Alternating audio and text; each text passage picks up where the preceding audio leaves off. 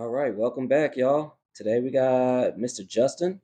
Justin, why don't you go ahead and tell us how you got into this hobby, man? Oh, I've been into reptiles basically my entire life. Since I was very young, always was out, looking for hognose or garter snakes or whatever. I'd be lifting up home plate instead of playing baseball, looking for something. Um, then after high school, um, when my friends started, applying for colleges and stuff, at 17 years old, I was 17 or 18, I bought a trio of green tree pythons, successfully bred them. Then I produced, what was it? A clutch of 17 and a clutch of, this is like 20 years ago. I got two clutches. Um, I went to a show, in Baltimore, 20 years ago, what was the name of that show? This is so long ago. I rented a table, went to the Baltimore show. Shit, I can't remember the name of that show. I don't even know if they still have it. But anyway, there was a big breeder named Peter Call. I don't know if you know who Peter Call was. Yeah. He was the guy who got the original piebald ball pythons. The very original. He brought the original ones in. It was like a Okay. Dave and Tracy Barker got them. They owed money to the guy who sent them to them. They didn't pay. Pete Call paid for them. They were told to send up piebalds to Peter Call. Well, during a show, he had all the vendors invited back to his house for a pig roast. And there's like hundreds of, the people that were behind the table, there was like hundreds of people there. And he broke out like it was like it just hatched he just proved out the very first piebald ball python. And one of the guys that worked there was an arboreal guy, he was like a tree python guy. So I kind of like bonded with him, talking to him, and then he was like giving me like a private tour of like all the ball pythons, and took out one of the four piebalds that they produce. And that thing's insane. And it was just 18, 19, however old I was very young, and I was like, and the price of this thing was going to be like 50, 60,000. It sounded insane. It was going to be like no way I was ever getting this thing, one of these. So I sold all my green tree pythons, and I was like, I'll go to Africa and get one. So that's basically what I did. I sold all my shit, sold my adults, sold everything, raised like it was like $15,000 or whatever, and I bought a ticket to Africa. And I never actually found that piebald in Africa, but I did bring in some pretty cool things. I spent about 10 years there, traveling Ghana, Togo, Benin. Uh, yeah, and that was it, man. I was over there for years and years and years, and brought back some pretty cool things. My name's actually in a book, Kevin McCurley from Nerd. I think it's called Ball Python Morphs, Volume 1. It's about a 20-year-old book, but I read in the original scales. My name's in the back of the book under Unproven Morphs. And Kevin reached out to me and said, hey, send me some pictures. I'd like to put the snake in the book. And there's a little caption with my name underneath saying unproven, I think he called it a micro scale or whatever he was calling it. But That's yeah, I bought that snake in Africa for shit, 4 grand. I bought that one for. But yeah, I brought in some other stuff too, some pretty cool things. That's fucking awesome. Yeah, yeah. Go meet some of I'd them. like to go to New Caledonia, bro. That's what I like. New Caledonia or Madagascar. I'd love to do How'd you get it. into the geckos? What brought you to the geckos? Well, we- the snake thing just I don't know. I don't know how to really say all this, but it basically, some shit happened. Nothing legal or anything. But I ended up getting screwed over on quite a few of the morphs I brought in. Not going to mention any names. I was a young kid, looked up to a lot of these breeders, like they were, those were my rock stars. As a young kid, I wanted to be like the big guy that was doing ball pythons. I looked at these guys like father figures, and I was like I won't say I was a fanboy, but I was like, really trying to get in with a lot of these guys. And there was a little, there was a little bit of jealousy from what I was doing.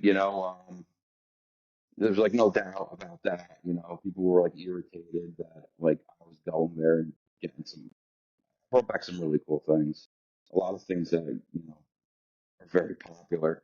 Um, and basically, I ended up getting screwed over, and then I kind of just like fell out of it, man. I just kind of fell out of the whole like snake thing. Like I see a ball python, it's just like it doesn't bring back good memories at all. I had cerebral malaria, I was sick, I went through a lot of shit to put a collection together that I went there literal blood, sweat, and tears to try to do this a way where I didn't have to spend nearly as much money. And all in all, I trusted some people, sent collections off, stuff that I collected that was supposed to be, you know, breeder partnership. Use that breeder's name, and you know, we were going to be, partners.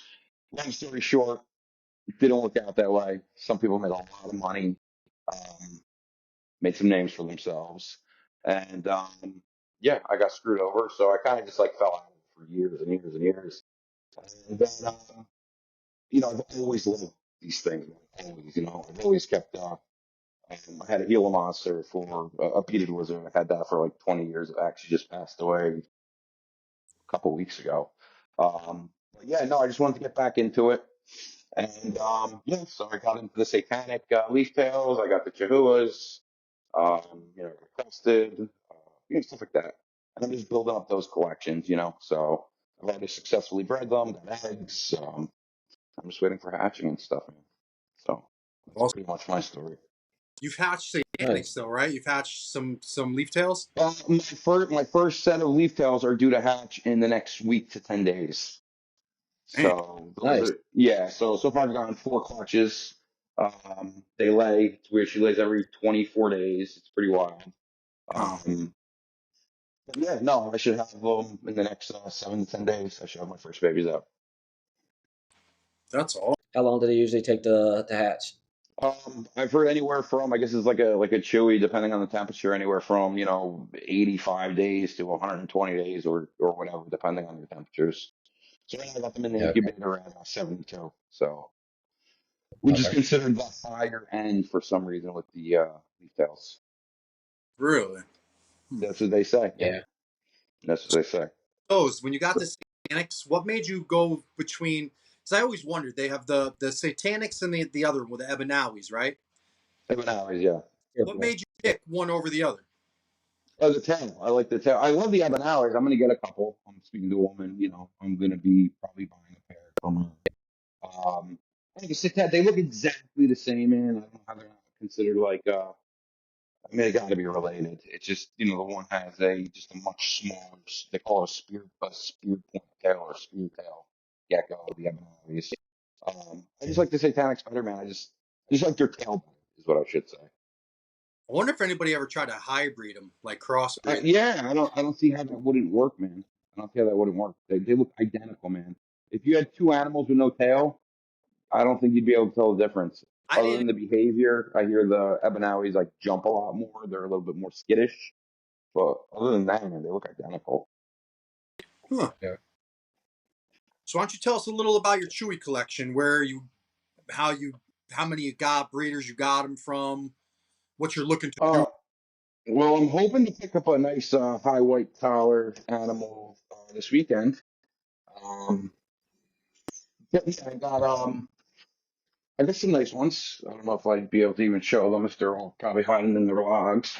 I do like the white collar, the high white, a little bit more pricey. I have spent some money on these things. Um, I do have what do I have? One, two. I have basically three pair, and I'm still waiting on the gender of one of my really high whites that you've seen on Facebook. It's got the two, broad white bands down the back, a real thick white banded neck. Um, but that animal was sold to me as a male. It's about 45 grams. It's starting to look like it's probably going to be a female, which is fine because another one that I bought as a female turned out to be a male. So I should end up with my trio in the inevitably. So what's your goal with the Chihuahuas? What are you aiming to try to create? I just like I like the high white, man. I like the high white with some of the peach colors. Yeah, I do like the really color. When they get really nice color. I bought a really nice male from a guy who, he spent quite a bit on his collection. It's from Louboutin and Sparrow. Um, Apparently, he's a pretty popular, famous pair. So I ended up getting a male from him from one of the offspring that he produced.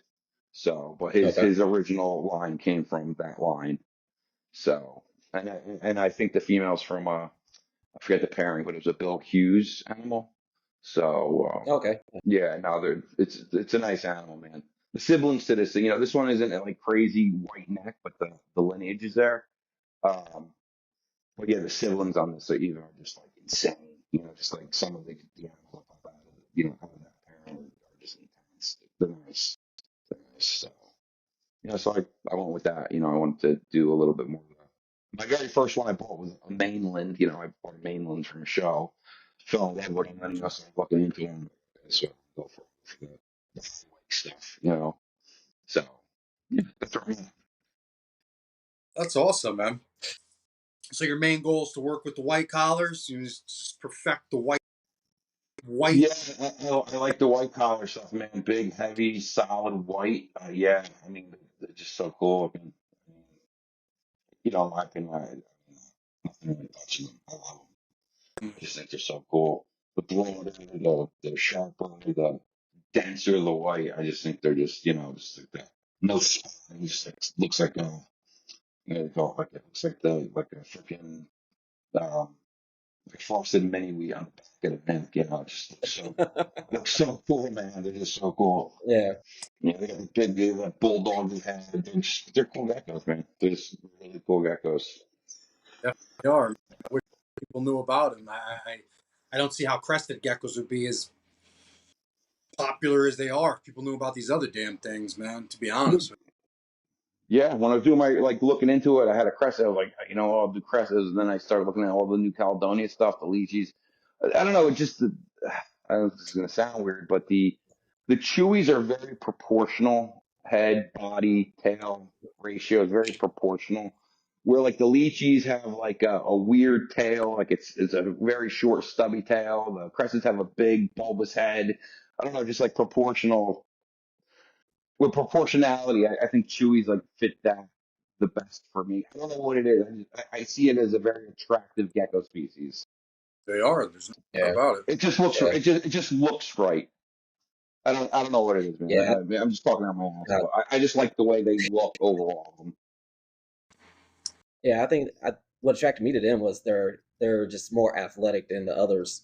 So you're always seeing them go everywhere. They're a little bit more flexible. They're better hunters from what I've seen. That's what attracted me to the Chihuahuas. Yeah, and they're Like, launching themselves all over the tanks and It's crazy, yeah, bro. Then you hear a big bang, and just it's to like, oh, go after a buck, boom, yeah, like yeah, yeah. Then, sniper. then you see he's like hanging on like one of the plants you got in there because he just jumped off the top and landed on one of the plants or something. Yeah, yeah, they're pretty wild. I love them. Yeah. I love them. Guys, excuse me for 1 minute. I got to get my battery pack. My friggin' thing's dead. Give me 1 second. All right, cool. Yeah, So a little bit. for those Satanics, are they wild caughts or you got some CBBs? No, no. I bought captive born. I have captive born. They were captive born. The woman I bought a trio from a woman in Rochester. She produces quite a few of them. She produces some Okay. really nice stuff. She has, she's building quite a collection. And then one of my males, unrelated pairs, so I could, Hmm.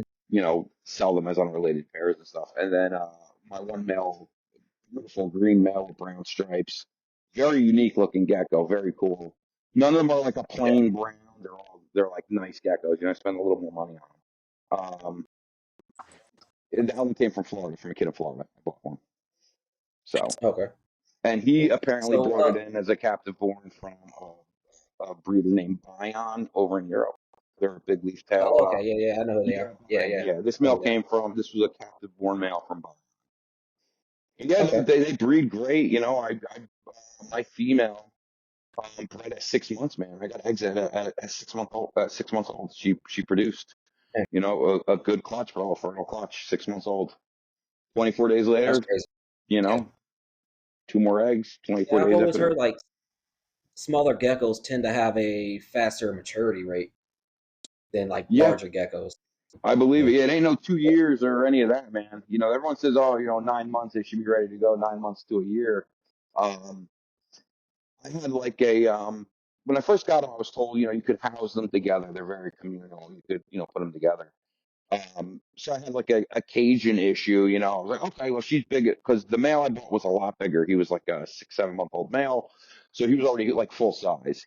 And the female was like tiny when I got her. She was probably like 2 grams, a tiny, tiny little gecko. Like so much so when I first saw her, I was like, Jesus Christ, this thing is small. I'm gonna break this thing. So I put her in like in a little tiny, I had a little 888 exoterra I put her in. And then she started getting bigger. I was like, okay, I mean, she was so small that I was afraid the male would have been able to eat her. That's how tiny this thing was. Um, and then yeah, within like 4 or 5 months, bro, the thing was like big enough. But at this point, she was only, what, 6 months old, 7.5 months old. So I was like, okay, I'll throw her. I set up a new exoterra. I was like, I'll just throw her in with the male, or, I was told you could keep them together, no problem.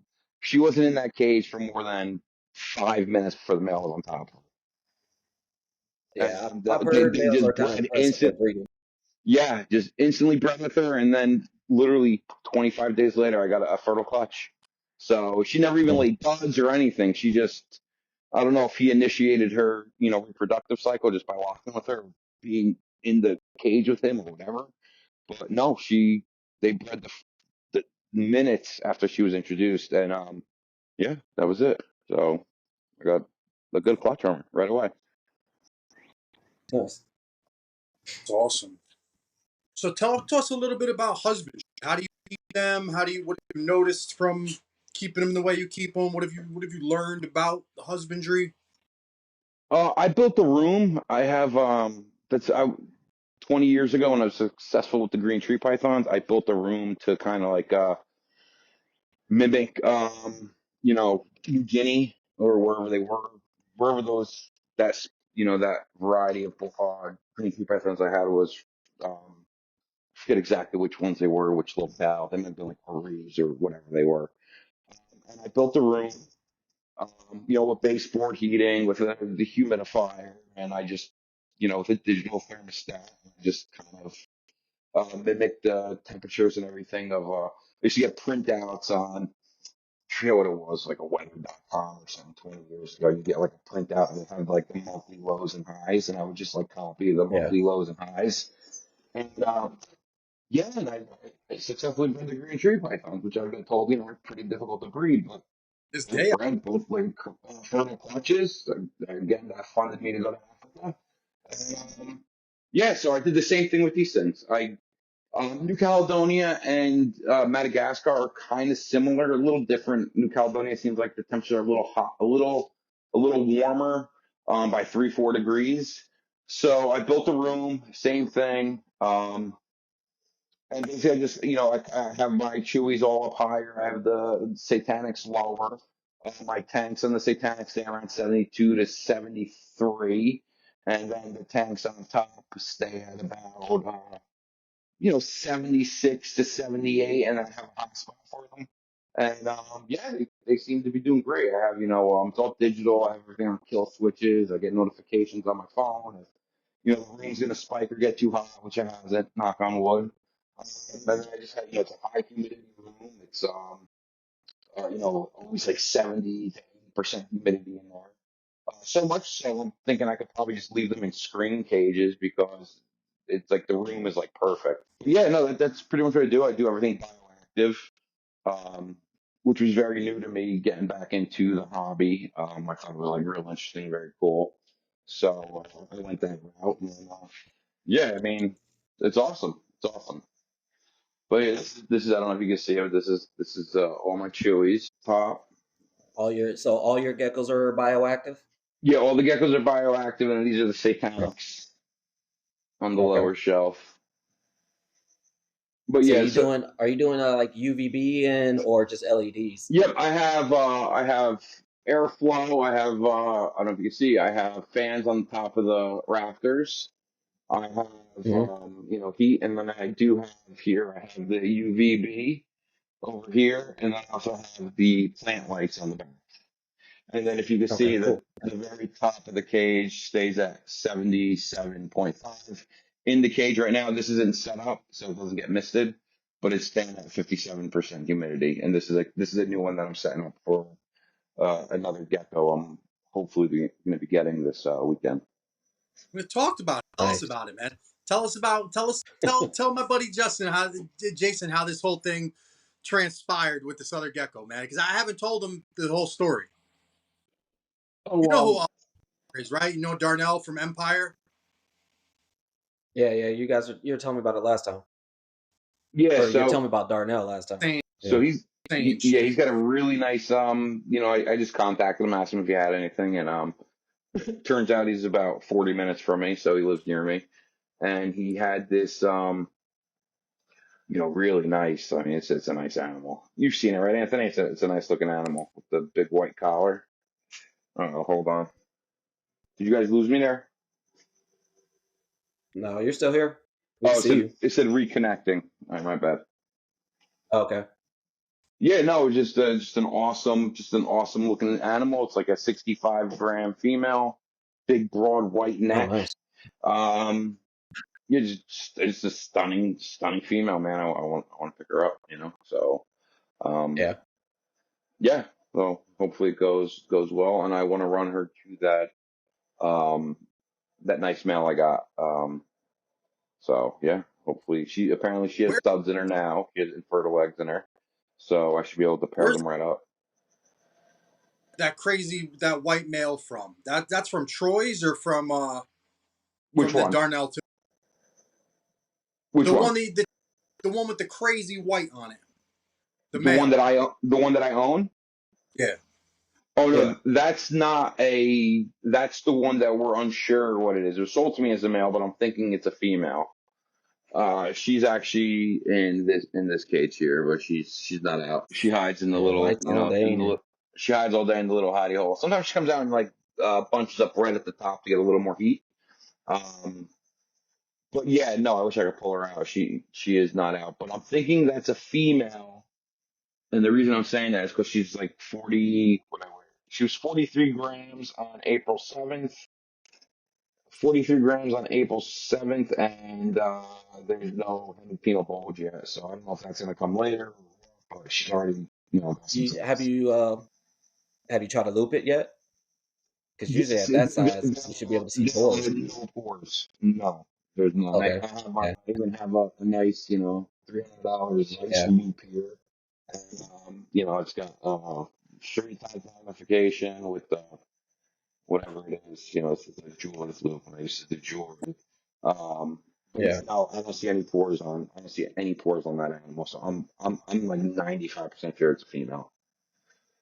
So Yeah. to me, That's it's what a it sounds male, like. but it's a I mean, you can't go wrong with more females. So I guess I'm If you're hoping it's a male because it's a nice male. It'd be a nice male to run to a bunch of just like you know, mediocre females. But no, it's a female. it's not like you're switching them around, right? You leave them once you pair them, you leave them together, right? No, I mean you can, but no, I plan on what I understand is in between clutches you can run them a male. You can put them in other enclosures. I mean that's what I intend to do. I intend to because that male right now is in with that really nice male I have is in with the female that just laid eggs. I am 100% going to take him out and put him in with another female. As long as they don't kill each other, yeah, that's what I plan on doing. I plan on having him you know, sire a couple clutches if I could. That's cool. I never thought about it. Has anybody ever tried to? Have you ever heard anything about people I, keeping them in groups, like multiple females and one male? No, not groups. I'm not going to put them in groups. I'm going to take him out and, just kind of like he's going to go from cage to cage, rotate them but through tanks. No, rotate him. Yeah. Yeah, I want to rotate him. Yeah, that's what I plan on doing. I've heard of any. I've heard some people do that before. I mean, it's not a common practice, but I have heard people say they do that. It's just a matter of you making sure you're paying attention to your lineage. That's all that is. Yeah, yeah. Well, as long as it's going to be the same male, so I'm not going to add another male to either one of these females. It's going to be Yeah, that yeah, male with two different. I plan on putting him to two females, and then I have yeah, another pretty nice male. He's like a white collar, but it's more of a. I don't know if you've ever seen him where it's a big broad collar, but it's more of a greenishy white. You know what I'm yeah, talking about? It's yeah. not that like I've seen plenty of those. yeah, it's not like that Snow White. It's more of Yeah, like an like a off. nice light green or something. Yeah, like a light greenishy, but then it could look more Yeah, white than normal. That's him right there. I don't know if you can see yeah. him. There he is in the. You see him sticking out of the. Okay, there you go. Yeah, see Yeah, him. Yeah. So he's got a nice big thick collar too. But it's more of an off white than like that bright white. yeah, Yeah. yeah. No, I've seen plenty of those. Actually there's plenty of them over at the show the other day when I was at. Like I said, they had mainlands with green collars. They had a PI with a like a little off white color, and they're actually pretty cheap too. It was from Josh's Frogs. Like I said, he was selling like a proven pair For a pair? PIs for like 200 bucks. Yeah, Bro, I Oh got them. wow.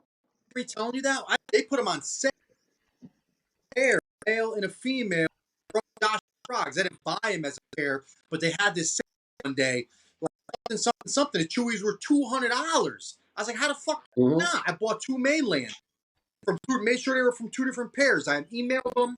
They messaged me back and said one's from group something, one's from group something. I said, boom. I clicked on the thing in my shopping cart, man, for like $400. I got a male and a female, man. Lucked out. I definitely lucked out. But from John, if mainland I got from them, you wouldn't even think it's a mainland, man. This dude is that light colored green with burgundy, purple, like no other mainland I have, man. All my other mainlands are all dark ones I show you, dude. They're nothing the same. This dude is, I don't even know what to do with him, to be honest with you, because he's looks like one of those European line mainlands where they look like Pine Islands with all the crazy colors. Like I said, the pinks, the purples, the reds, all on one fucking gecko. I mean, you have to assume they yeah. probably do cross Pine Islands with mainlands, right? I mean, I'm sure that's happened. I mean, Well, they do. there's no way these are all Oh, pure lines from the original stock. It can't be, right? No, but I feel that Josh's Frogs holds a higher standard. Now, I could be wrong, but I talked No, to but I'm Josh. saying I'm saying if he acquired those animals, say 5 years ago, for all for anyone knows, they could be 75%, you know, Pine Island, 25%, mainland, and Absolutely. they're sold to you as Pine Island, Absolutely. um, yeah, That's why I yeah, think it's so today to look at the characteristics of an animal more than what someone's telling you, right? Because in my collection, a mainland is very distinctly different than a Pine Island. Now, if I was to go out and look for something, and I've seen plenty of geckos being sold as Pine Islands, then I promise you ain't Pine Islands. I promise you they got a heavy percentage of mainland in them. Big bulgy eyes, short mugs, just different, just overall smaller, a little smaller, more of a bulldog build, I guess you would say. But to me, it's super clear, right? Chase, get out of there. So I feel people are just a little. I don't want to say they do it intentionally, but some do. Some are like, "Oh, Pine Islands cost more money. I bought this Chihuahua at a reptile show for $300, knowing damn well it was a mainland, and they're turning around selling it on marketplace as a Pine yeah, Island for because like 700. islands are more Yeah, desirable." And then right then and there, you've just screwed somebody.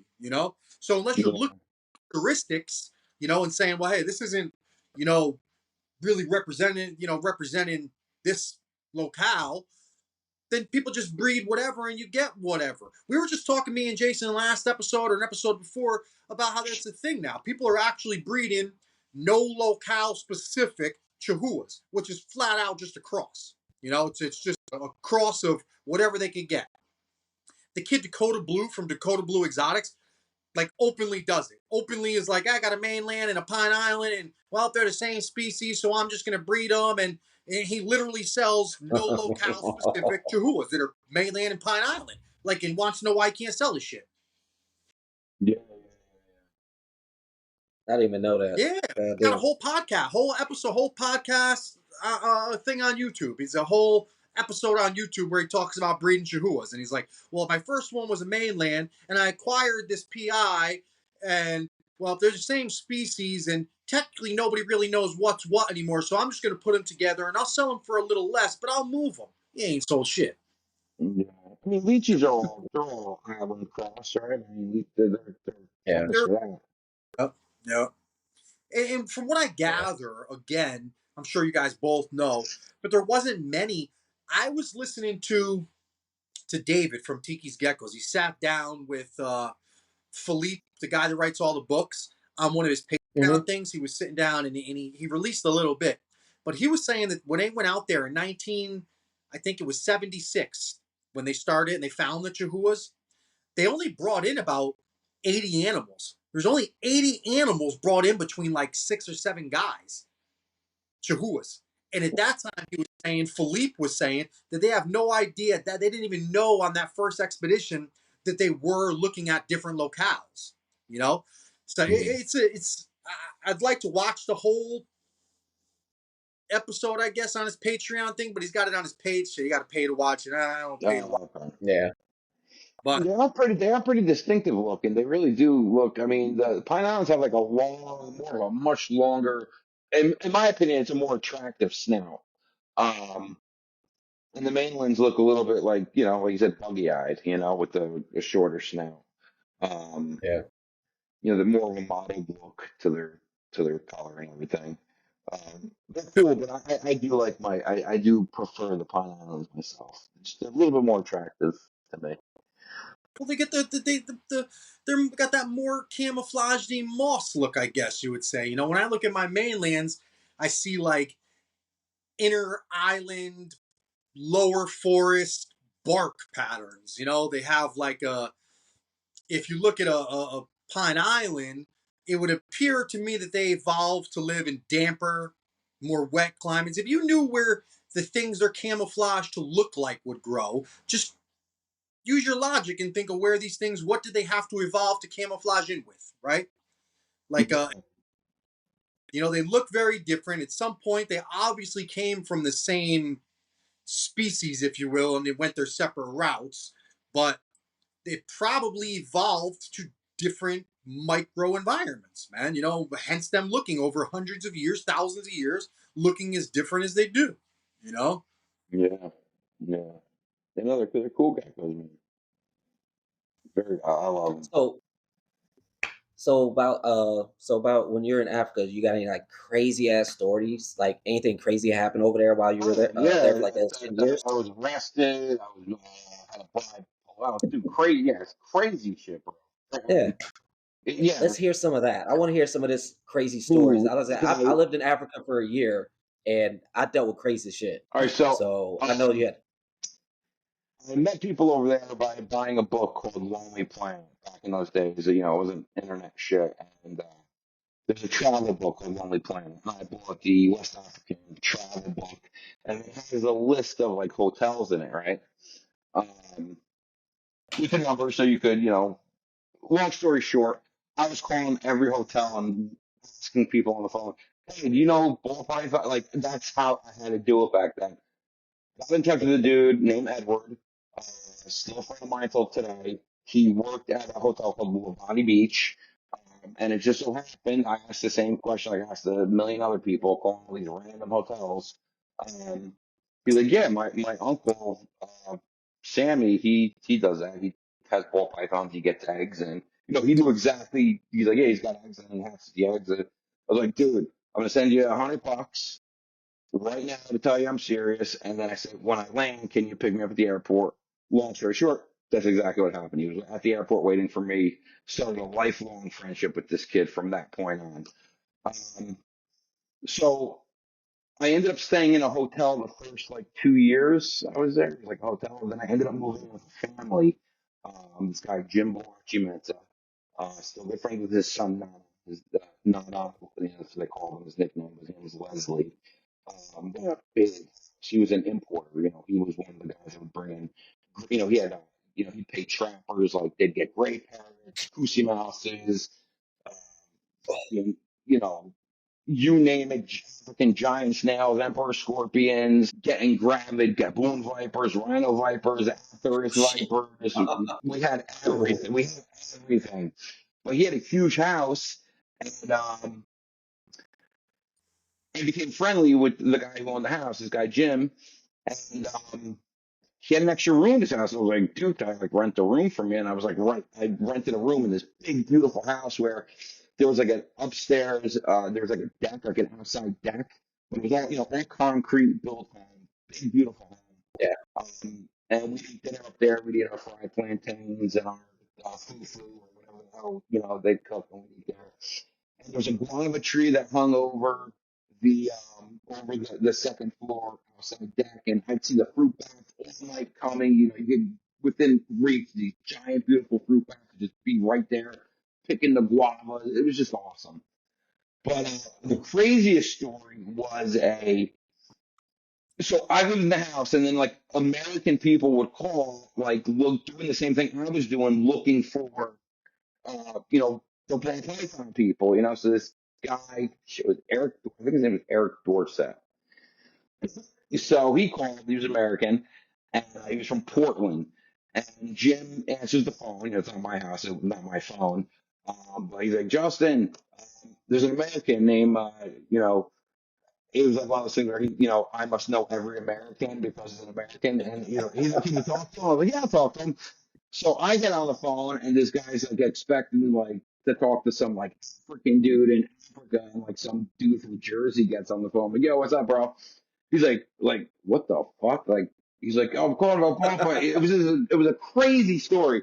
So this guy got like so excited that like there was an American there. He's like, dude, can I fly out? I was like, yeah, fly the fuck out, bro. I'll pick you up at the airport. So it was like 3 days later. I didn't know this guy. We knew nothing of anything about each other. And the guy booked the flight and flew out to Ghana in a crowd. I picked him up from the airport, and we became. I haven't talked to him in years, but we became we became really good friends. And it just so happened when he was coming, I was traveling to Togo to go see some other, look at some other eggs that has. I always get phone calls from other exporters saying, "Hey, Mr. Justin, I have some cool snake. Come look at it." And that's pretty much what I did. I just drove around in a taxi to each exporter's place, look at their wares, what they had, and 99% of the time it was just normal ball pythons that were $2 a pop. But every so often there'd be something just like, holy shit, what is this thing? Um, the scaleless was sold to me as an axanthic. The guy who hashes, it's an axanthic because the color. I was like, this fucking guy doesn't see that there's no scales on this thing. This is crazy. He just did it. He just thought it was a gray and black snake. And I bought it from him. This guy Eric comes out, and I'm like, dude, well, this is what I'm doing. He's like, dude, I want to do whatever you're doing. Just, bring me around, whatever. Dude, this story is just like so unbelievable. Like, it's just so ridiculous and unbelievable. So anyway, we were his first 2 days in Ghana. I have him traveling through Ghana to go to Togo, Bay, which is the border town in Togo to cross over. And I had some dude that I was like dealing with. I forget his name, but you ever like the Nigerian scams, like the gold scams, Mhm. right? It's like, Hmm. hey, what was it? How's the scam go? I have like 50 kilos of gold, but I can't get it out. If you pay to get it out of storage, I'll give you half the gold. One of those fucked up scams.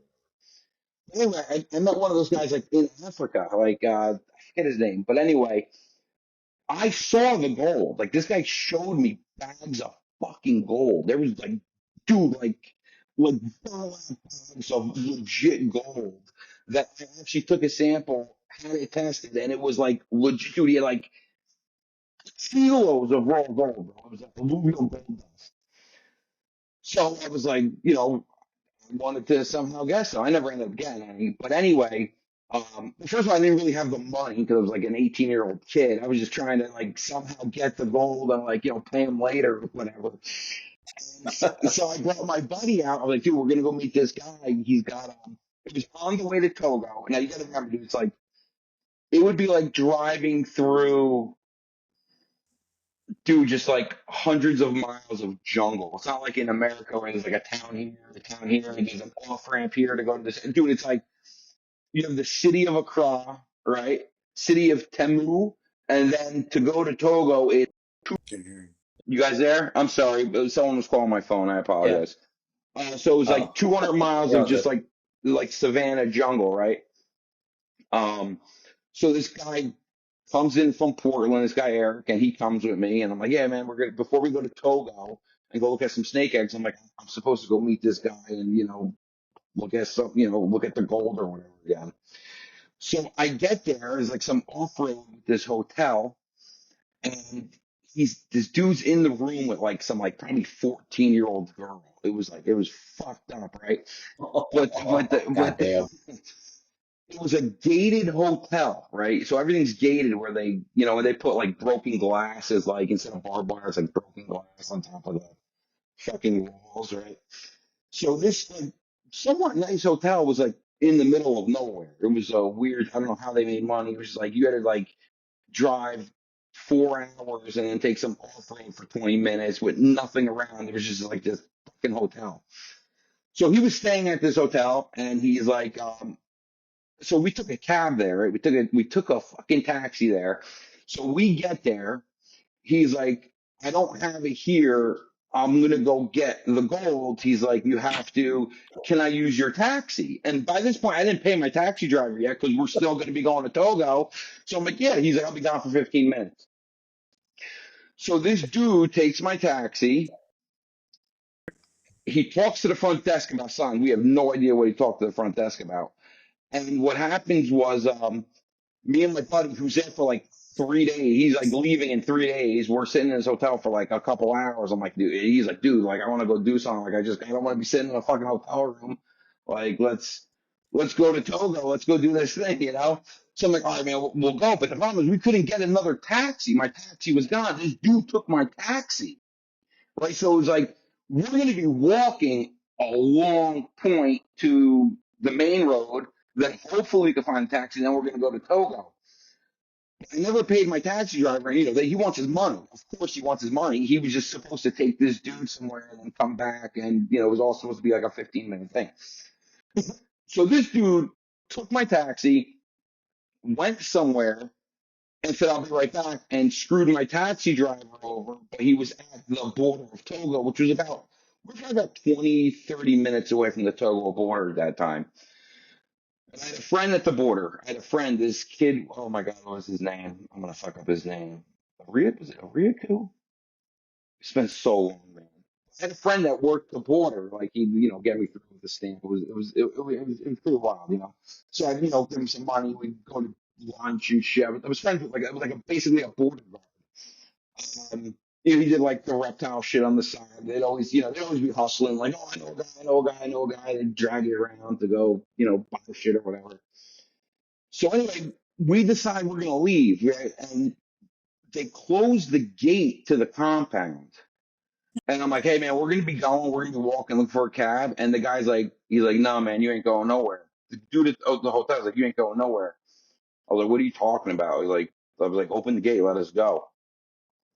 He's like, the dude that just left said that you were here to pay his outstanding hotel bill, and you Oh, ain't going fucking nowhere until you pay his bill. And I was like, are you fucking serious? I was like, are you serious? Dude, now remember, I've been there for years, and this new dude that's with me, he's like, what the fuck? I've been on some crazy scams. So anyway, I just jump right over the fence, like, fuck you guys. I just jump over the fence. I'm like, yo, dude, jump over the fence. So he's got, all his shit, his cameras. I'm living there. I'm not bringing cameras. He's got a pack my money in my backpack. He's got his, tripod and all that shit. So he's like throwing his shit over the fence, like over the fence. So these guys, so we start walking, and we're far away from the main road to go to Togo. This dude jumps on a bike, and there was a small police station, like maybe a mile up from the hotel. It was like this real tiny police station. Um, he drives to the police, like, so he starts driving, like telling us, like basically threatening us that we owe him fucking $5,000 or we owe him $5,000 or whatever for the hotel. I'm like, dude, what's that? That has nothing to do with me. So, dude, so long ago. So basically, he gets the cops, right? He gets these like local cops. The cops come out. There's like two cops. Dude, it's like an open face jail. Like it's like think of the Bush and after. It's like there's like no front wall, but there's like a single prison cell, like in this like maybe like 300 square foot building. It's like a desk and like a prison, right? It's like there's like it's just like jail. And you can see it, like you can see, like if anyone's in jail, like when you drive by, you can see like the person in jail, like in this fucked up building. So he says to this dude, these guys owe me money, blah blah blah, all this shit, right? So the cop comes and talks to me, and I said, dude, this is what happened. I came to meet a friend to buy something. He took my taxi. I was like, I don't know what the fuck's going on. I was like, he's trying to hustle me for like $5,000, and the cop's like, what the fuck? He's like. This like that's ridiculous. Like he instantly believed me, right? I'm just like some white dude, like in the middle of Africa. Obviously, I'm an American. Like I'm not like trying to scam people. So the dude at the hotel pulls the cop aside, whispers something to him, and these fucking cops arrest me and my buddy. Literally arrested. Shit. So we get arrested. Mm-hmm.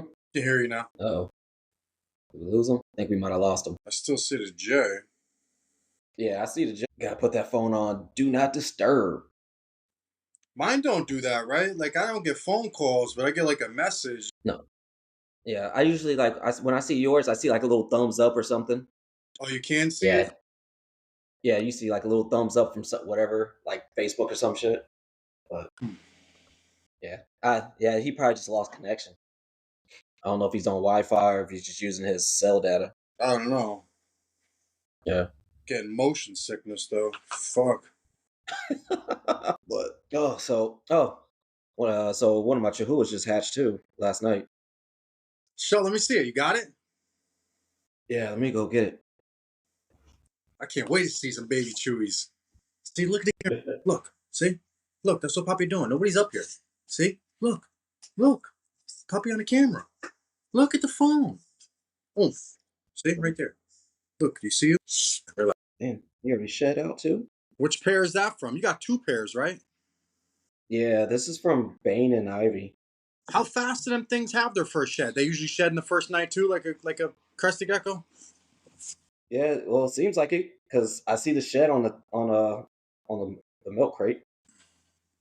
Do they normally eat it like the other ones do? Man, they're fucking huge as babies, man. Yeah, like remember the ones I showed you before, where the two different sides of the eggs, but it was the same clutch.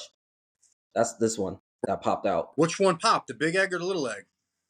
The big egg. And that was 73 days. Damn, I can't wait. I can't wait. That man, there ain't nothing cooler, man.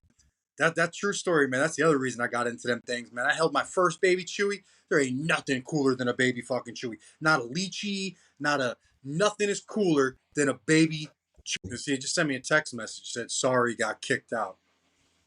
Oh, okay. Yeah, just tell him to hit that link again. He'll be all right. How do I text on here without losing you? Just click up like. Oh, here. I'll text him right now. I got his. Damn, that's fast, right? That's kind of fast. 70-something days. These dudes are talking about 100 and something days, man. Fuck. Yeah, well, it's because they're doing room temp, and their room temp fluctuates. I got mine at a steady temp. Damn, see, that's what I do. Fuck. I Yeah. keep them in that greenhouse. I feel like, I mean, it stays more consistent in there, but I do open it sometimes to let it breathe, but fuck. When I get eggs from them, my incubator broke. That's why I stopped and bought one of them stupid ass Zilla or Exoterra fucking things, man.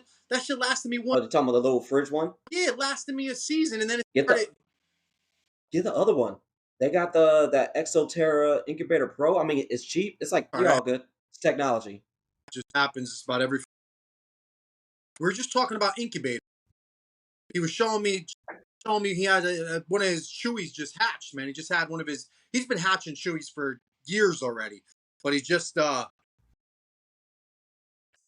something days, Justin. 70 something days he hatched these things. Mine's 82. Yeah, I do 82 just because I have the Chihuahua eggs and then I have Stropharis eggs. And he's in Arizona. Yeah. Like I said I should have that other pair, that high pink pair that I got, should be popping out probably in like 2 weeks because they dropped eggs on February 20th, and then this one was a February 7th or lay date, so should be hatching out. It's okay. It's not great, just because people are like, well, they it's expensive. It's like baseline is expensive to people, not like a crested gecko where you can pick one up for like $50 or some shit. Like baseline for a Chihuahua is like $400, right? Right around there.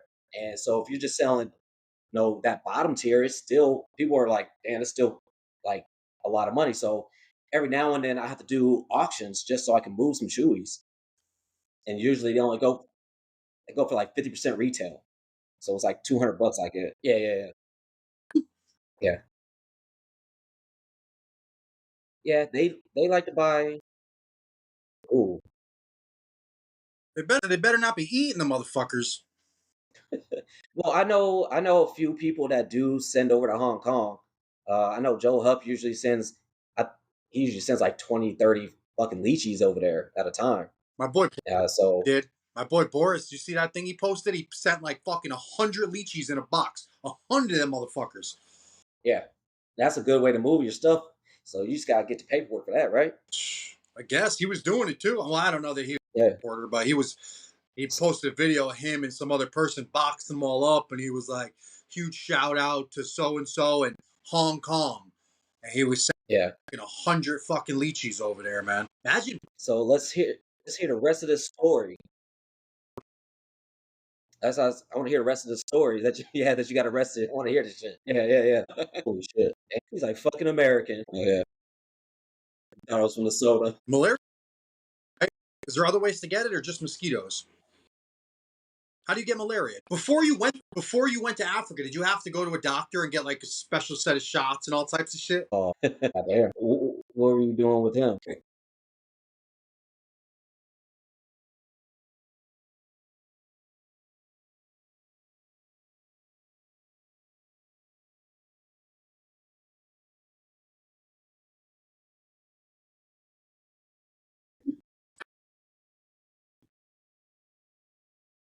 Must have never met. Fuck. Trying to find some new. God damn.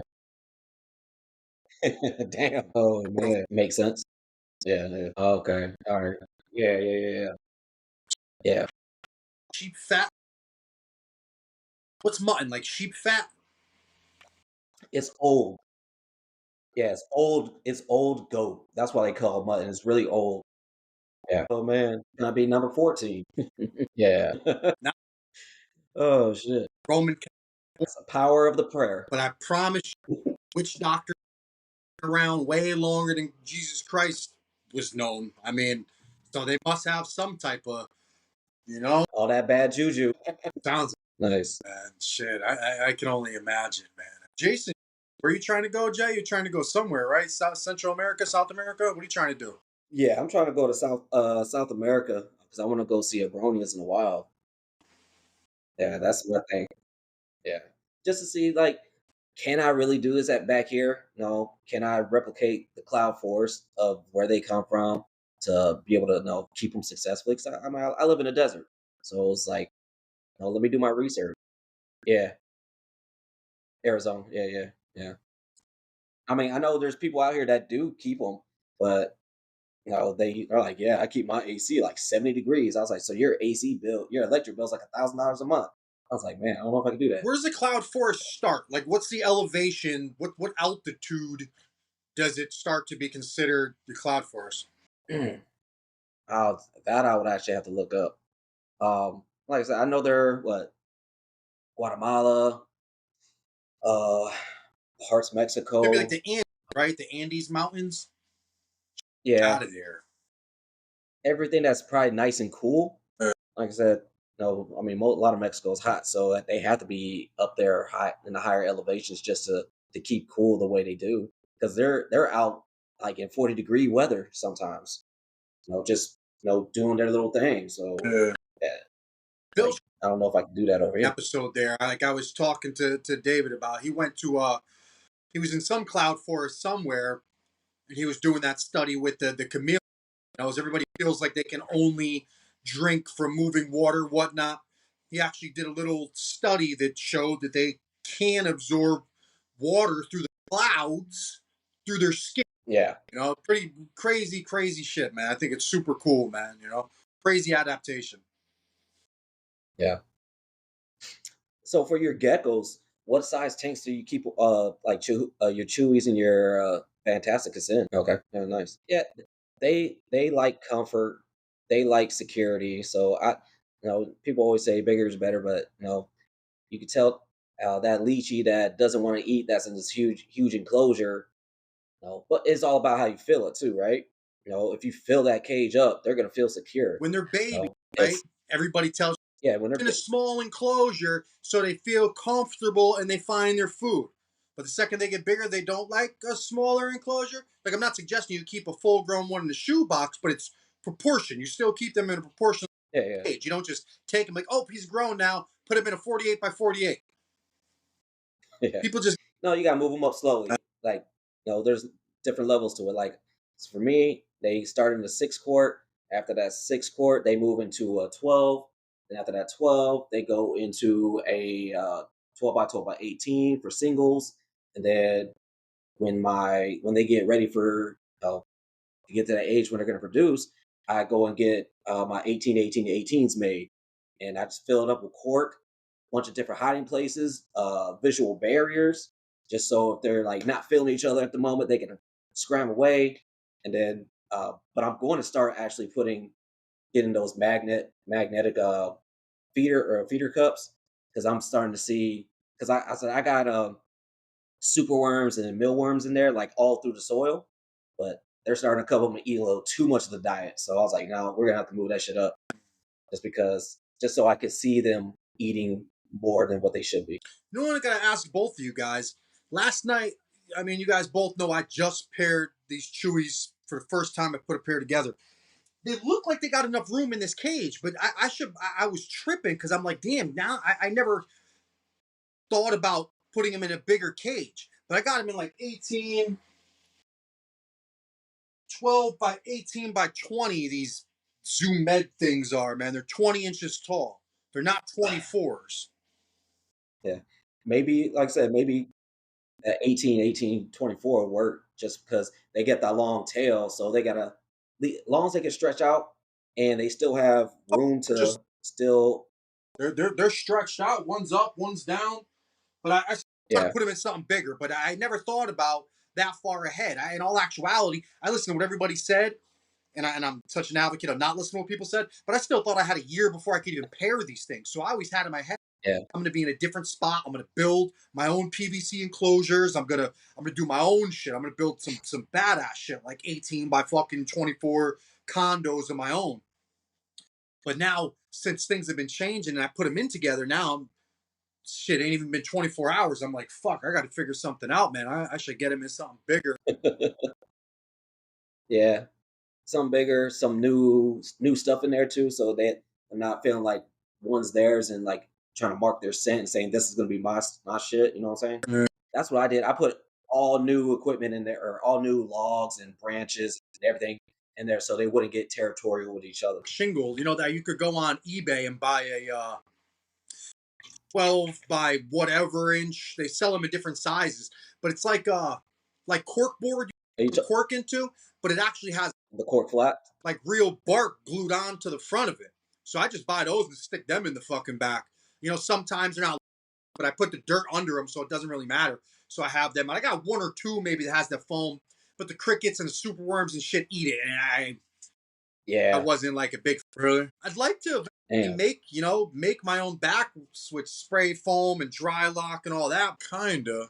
There you go. Hold on. Okay, yeah. Yeah. Yeah, big fucking cage. Do you use that great stuff? Oh, Boss just got. yeah, yeah, Boss yeah. just bought. He was building a pond in his backyard. There you go. Just Nice. bought a whole Yeah. little cage. Definitely taking one from him. He'll tell me where. Yeah, I did him. I just unfortunately I didn't.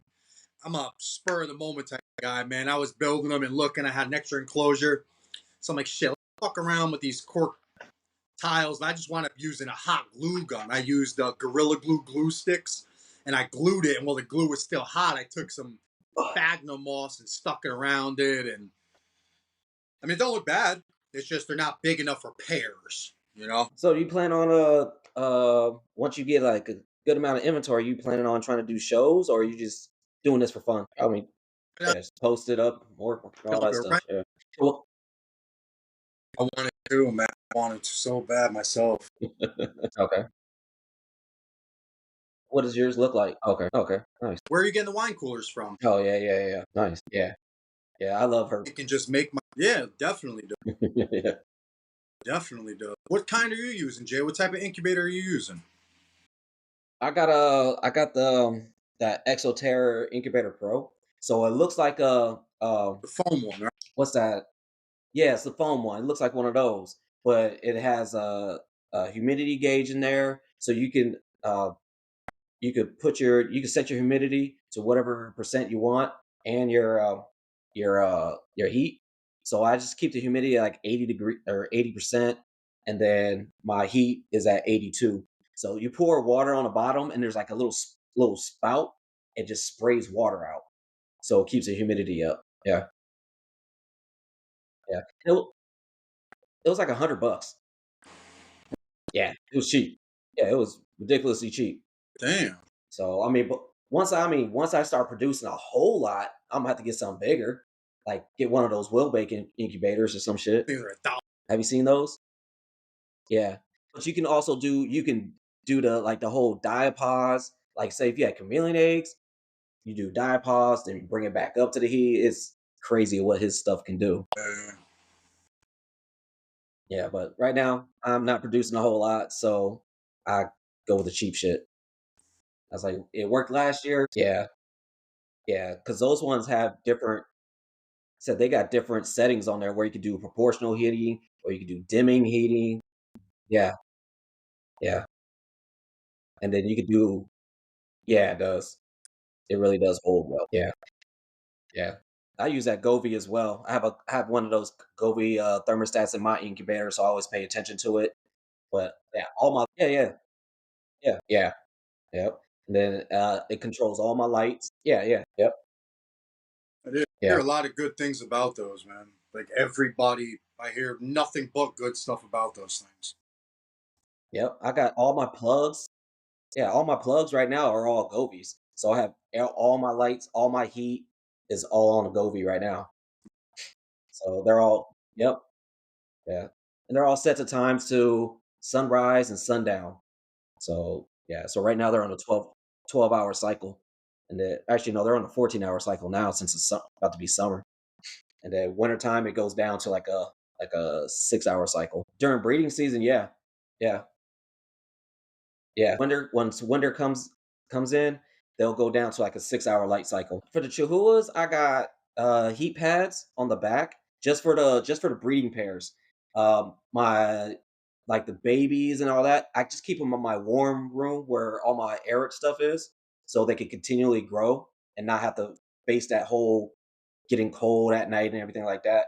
But like yeah, my Stropharis, they got heat lights on them. They got the UVB on them, so it gets pretty warm in my room. Just put one side warm. So they got the option, so they can either stay on the warm side or they can go chill on the cool side. Generally, most of the time, I see them on the in the back, just warm it up. It speeds up the metabolism. Yeah, said I said in their enclosures, they're either up by the lights trying to get warm, or if they're in the 6 quart containers, they're always on the warmer end. I never really see them come to the cooler end, especially now. Like I said, it's getting real warm over here, so it doesn't really don't really have too many of cool spots, but enough to make a difference. Like it'll be like between like 76 and 78 on the cool side, and like 80 degrees on the warm.